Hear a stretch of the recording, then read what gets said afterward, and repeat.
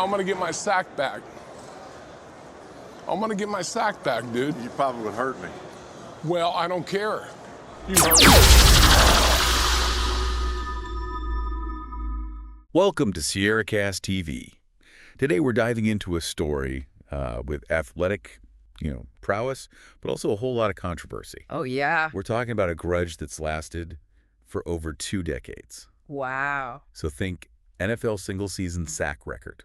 Okay. A feat that takes incredible power skill and a little bit of genius. What's so interesting about these records is they become so personal Yeah. in the world of professional sports. Exactly. And for years, that record belonged to Mark Gastineau. Mm-hmm. He was a defensive end for the New York Jets back in 1984. Okay.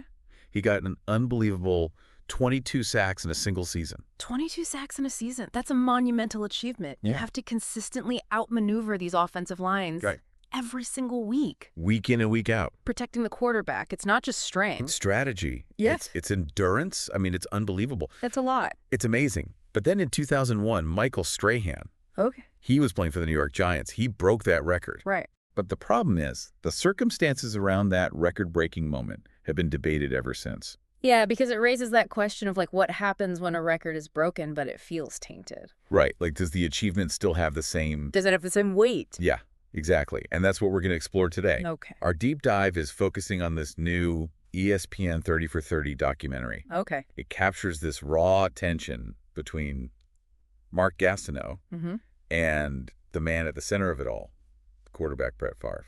So this documentary is from Gastineau's perspective. Yes. We see how deeply that broken record really affected him. Right. And it's so interesting to see Yeah. this lingering resentment that he has. Yeah. Even after all these years. Years later. Well, let's set the scene. Okay. Final game of the 2001 season, Packers versus Giants. Got it. Strahan goes into this game needing 1 sack to tie Gastineau's record. Okay. The whole game plays out. And wouldn't you know it, Strahan only manages to get to Favre once. But here's where things get really interesting. Okay. It happens on a play that has sparked endless debate. It's almost awkward, like the play itself. Yes. Favre takes the snap, fakes a handoff, Right. and then kind of just rolls out to his right, Right. almost into Strahan's arms. Right. And he goes down without much of a fight. Yeah. And boom, That's it. there's the record-breaking sack. So that is the root of this whole controversy. Right. Did Favre intentionally take a dive It looks like it. to let Strahan get the sack? A lot of people believe he did. Mm-hmm. Gastineau is definitely one of them. Right. And the optics of it, the fact that it was Strahan's only sack of the game, it all just fuels that suspicion. Yeah. It does. And this controversy has lingered for years. Mm-hmm. And this new ESPN documentary puts us right in the middle of this face-to-face Yeah. between Gastineau and Favre. You can feel Gastineau's anger, his resentment. It's palpable. Yeah, he won't even shake Favre's hand. Right. He refuses. And he just repeatedly accuses him Yep. of intentionally falling to give Strahan that record. And Favre's response is kind of, It's awkward. He tries to play it off. yeah, just awkward laughter. Yeah, like nervous laughter. And he claims he doesn't remember meeting Gastineau before Right. and jokes that Gastineau would hurt him if he tried to sack him now. It's like this weird contrast between the two. Yes. Gastineau's raw emotion and then Favre's trying to deflect. Trying to downplay the whole situation. Yeah. Now, before we get any deeper, I want to remind you to subscribe to SierraCast TV. Oh, yeah. You can find us on YouTube and Facebook. Yes, lots more sports deep dives like this, and we cover all sorts of fascinating topics that you don't want to miss. We're your one-stop shop for news and entertainment. So hit that subscribe button and stay tuned. We'll be right back. All right, so back to this whole thing. Strahan's record has since been tied by T.J. Watt, Okay. and other players have come close to that 22 sacks in a season. Yeah. So the record itself is achievable, Mm-hmm. but the way that Strahan got it remains this major point of contention. Right. And Gastineau's reaction to this really makes you think about what's it like to hold a grudge, Yeah. especially in this competitive world of professional sports. It's like Gastineau's response is something that we all can experience. Yes. We all have things we're proud of, Right. achievements that become part of who we are. Yes. And when those are challenged or diminished, it can feel like a very personal attack. Exactly. And for these athletes who dedicate their lives to this, Yeah. breaking records is often the ultimate validation of their hard work and sacrifice. Right. It's a symbol of their place in history. It is. And for Gastineau, that record was more than just a number. Yeah. It was his dominance, his place in NFL history. When that symbol is tarnished, even if it's just a perception, Yes. letting go of that is really difficult. Yeah, it's almost like he feels robbed. Yeah, Not just of the record, but of the recognition and respect that comes with it. exactly. And if you believe that someone else Right. was involved in that robbery, then it becomes about fairness and respect and sportsmanship. Right, and all those unwritten rules of Yeah. how you're supposed to behave. Yeah, and it's 23 years later, and these feelings are clearly still raw for him. They are. So is it even possible to find peace Right. when you feel so deeply wronged? That's the question. Yeah. Is there a point when holding on to a grudge Yeah. becomes more harmful than helpful? We'll explore that as we continue our deep dive Right. into this world of sports. And records and the emotions that drive us. Yeah. But first, a quick reminder to subscribe to SierraCast TV on YouTube and Facebook. Yeah, we're your go-to for in-depth analysis Yeah. and engaging conversation on all sorts of topics. Hit that subscribe button and join us for more. Yeah, more to come. Okay, so let's get back to Gastineau and Favre. No. We've talked about Gastineau's perspective, his feelings. But what about Favre? Right, what about Favre? What do we make of his seemingly dismissive reaction? It's hard to say for sure what was going through his mind. He might genuinely not remember meeting him before. Okay. Or he might have just been trying to avoid a confrontation. Right. It seems like he was uncomfortable, Yeah. like he wanted to get out of there. Right. And, Favre has his own legacy to protect. Eee. Hall of Fame quarterback, one of the most beloved players in NFL history. Yeah. Admitting to any wrongdoing, even implicitly, could tarnish that reputation Yeah, so maybe he was just trying to downplay the whole thing. to avoid the negative attention. Yeah, but whatever his intentions were, Right. his reaction clearly didn't sit well with Gastineau. Not at all. It really solidified his belief that Favre had wronged him. Yeah, it was like adding fuel to the fire. Yeah, and that's the heart of the issue here. Right. Even if there was no malicious intent on Favre's part, the perceived betrayal is real for Gastineau. Right. And that has shaped his reality for over 20 years. It's like the story we tell ourselves It really is. about an event can be more influential Yeah. than the event itself. And for him, that story is betrayal and injustice. It is. So is there any possibility of reconciliation? Right. Any way for him to find peace? That's what we're going to explore as we continue this deep dive Yeah. into this whole complex world That's a good one. of sports and records and grudges. But first, another quick reminder to subscribe to SierraCast TV on YouTube and Facebook. Yes. We're your go-to source for insightful analysis, Entertaining discussion. engaging conversations. We've got it all. Hit that subscribe button and join the SierraCast TV community. So much more to come. All right, so let's shift gears a little bit. Okay. This situation, while it's about this specific event in the NFL, really speaks to something much larger. Yeah, it goes beyond football. Yes, this is about how we process disappointment, how we define fairness, and those stories that we tell ourselves about the past. Yeah, we see this in all areas of life. Yes. Politics. Business, personal relationships. Yeah, grudges can be so destructive. They can. They really can. It's like carrying around this heavy weight. It just drains your energy. It really does. You have for focus. So how do we break free? That's the question. That is the question, and it's a tough one. It is. But I think it starts with recognizing the power of our own perceptions Yeah. and challenging those stories that we've clung to for so long. And maybe a willingness to extend grace Yes. to ourselves and to others, to Yeah. acknowledge that we're all flawed, we all make mistakes. Right. And sometimes those mistakes have unintended consequences. Right. And that recognition of shared humanity can be really powerful. It can be. And even if we can't bring ourselves to forgive, Yeah. maybe we can strive for understanding. Right. Try to see the situation from different perspectives, empathize with those who may have hurt us, even if unintentionally. It's a challenge, It is. especially when emotions are high, but I think it's a worthy goal That is. because it can lead to peace of mind Right. and a more fulfilling life. Letting go of a grudge is a gift we give to ourselves. It is. It's a way to reclaim our power. Choose joy over resentment Yes. and create space for healing and growth. Well said. And who knows? Maybe someday Gastineau and Favre can sit down, Mhm. have a real conversation, clear the air, Right. and find a way to move forward. We can hope. This deep dive has raised a lot of questions. More than we can answer. More than we can answer in a single episode. Yeah, one episode. But it's sparked a conversation. Yeah. And that's what we're all about here at SierraCast TV. We like to start conversations. Exploring different perspectives and hopefully leaving you with something to ponder. Absolutely. So speaking of pondering, here's a final thought to chew on. Okay. If you were in Gastineau's shoes, how would you feel? Is it ever okay to let go of a grudge, even after 23 years? That's a good question. And what does it truly mean to find peace with the past? Those are good questions to think about. They are. Yeah. Thanks for joining us on this deep dive into the world of sports records and the complexities of human emotion. It was a good one. We're SierraCast TV, your source for news and entertainment. Don't forget to subscribe to our channels on YouTube and Facebook for more thought-provoking content. And we'll see you next time. We'll see you next time. Until then, keep exploring, keep questioning, and keep those minds engaged. This story, it's rooted in sports, but it resonates with something deeply human. Yeah. This isn't just about football. It's about betrayal and injustice and letting go. You're right. It seems like Gastineau is dealing with some really complex emotions here.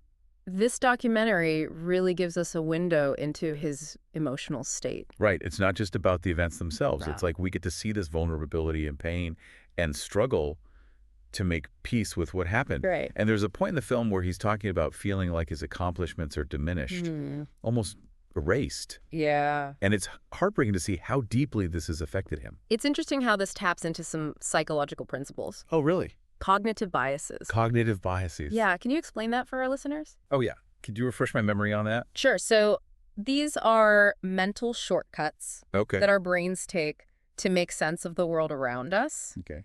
They can be helpful in a lot of situations, All right. but they can lead to distorted thinking. Oh, So for Gastineau, I think confirmation bias might be at play. confirmation bias. Yeah, so it's the tendency to interpret information Right. in a way that confirms your existing beliefs. Okay, so it's like seeking out information that already supports what you think. Exactly. Got it. Even if that information is biased or incomplete. So in this case, Gastineau may be focusing on evidence Yeah. that yeah. supports his belief that Favre threw the game. Right, and downplaying anything that contradicts that. Right. So he's already convinced Exactly. that Favre wronged him. So he's just looking for anything to support that. Exactly. And another bias that might be relevant here is called the availability heuristic. Okay, now you're just throwing out all the fancy terms. Availability heuristic. What's that one? Okay, so that basically means we judge the likelihood of an event based on how easily we can think of an example. Okay. So for him, because the image of Favre falling into Strahan's arms is so vivid, Right. that's the dominant narrative in his mind. That's all he sees. Exactly. It just reinforces that belief that the whole thing was staged. Wow. So it's like our brains can work against us? They really can. That's crazy. Yeah. It's fascinating, though. These cognitive biases are very powerful, and they can definitely contribute to these grudges. So even if there's evidence to suggest that Favre's actions were unintentional, Gastineau might not even see it Exactly. He's already made up his mind. because he's already filtering for that confirmation. Exactly. And the longer he holds on to it, the worse it gets. It's a vicious cycle. This is a great example of how powerful our thoughts are Yeah, and how we have to be mindful of our own biases and challenge our own assumptions. absolutely. And this is for everyone, not just for Gastineau. Right. We all have biases, and we all fall into these thought It's traps. so easy to do. The key is to recognize them Yeah. and then try to overcome them. It's tough, though, It is, but it's worth it. because letting go can be so liberating, Yes, it can. and it can free us from the weight of the past Yeah. and allow us to move forward. It's a good feeling. It is. And sometimes the most challenging person to forgive is ourselves. That's true. Yeah, We beat ourselves up we do. about things that happened years ago. Yeah, we hold ourselves to these impossible standards. Right. And we dwell on these past mistakes. Yeah. Forgiving ourselves can be just as important. As forgiving others. Yeah, it's an essential part of healing. This has been a very insightful conversation. Yeah. I'm amazed that we started talking about a football record. I know, me too. And now we're talking about all these profound things. The human experience. Exactly. Yeah, it's amazing how sports can do that. And speaking of insightful content, I want to remind our listeners Yes. to subscribe to SierraCast TV on YouTube and Facebook. Yeah, we delve into all sorts of fascinating topics. Yes, we do. Hit that subscribe button. Join us on the journey. Yeah. So let's get back to Gastineau and Favre. Okay. I'm curious about your thoughts on Favre's response. Yeah. We talk about how it seemed dismissive, Right. and it added fuel to Gastineau's fire. Right? But what if we look at it from a different angle? Okay, yeah, let's do that. So maybe Favre's awkwardness was from this desire to just avoid conflict. Yeah, some people just aren't comfortable with confrontation, especially when emotions are running high. And he seemed caught off guard by Gastineau's intensity. Yeah. Like he wasn't sure how to respond. Right. And we should also think about Favre might have his own baggage, Right. his own insecurities. Right. Maybe he felt threatened by Gastineau's accusations. Even if they were unfounded. Exactly. And don't forget about the power dynamics. Oh, that's a good point. Favre is a celebrated Hall of Famer. Right. Gastineau has kind of been overshadowed by this. So maybe that power imbalance contributed to his demeanor. It's power. So his reaction maybe wasn't meant to be mean. It was just a reflection of his own discomfort. Yeah, his own insecurities or even asserting his status. Wow, that's interesting. Yeah, it's a good reminder that we don't know what's going on Right. in someone else's mind. We don't know their motivations. Yeah, and sometimes the story we create in our heads isn't reality. It's a humbling thought, Yeah, and it speaks to the importance of empathy and understanding. we all have our own stories, Yes. our own wounds, our own ways of coping. Things are rarely black and white. They're not. There are so many layers. So many nuances. That's what I love about these deep dives. Me too. You peel back the layers, Yeah. challenge your assumptions, Right. and you get into this complexity. Of a human experience. And that's what makes life so fascinating. Absolutely. It's the gray areas The messy parts. where real understanding can happen. Yeah, true growth. Yes.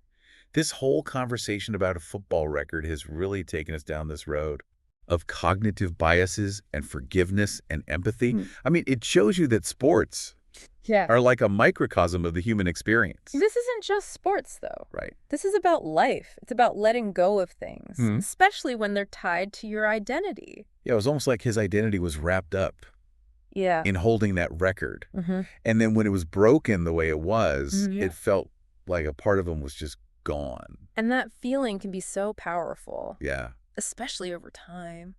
Do you think there's any hope for these two? Can he find peace after all this time?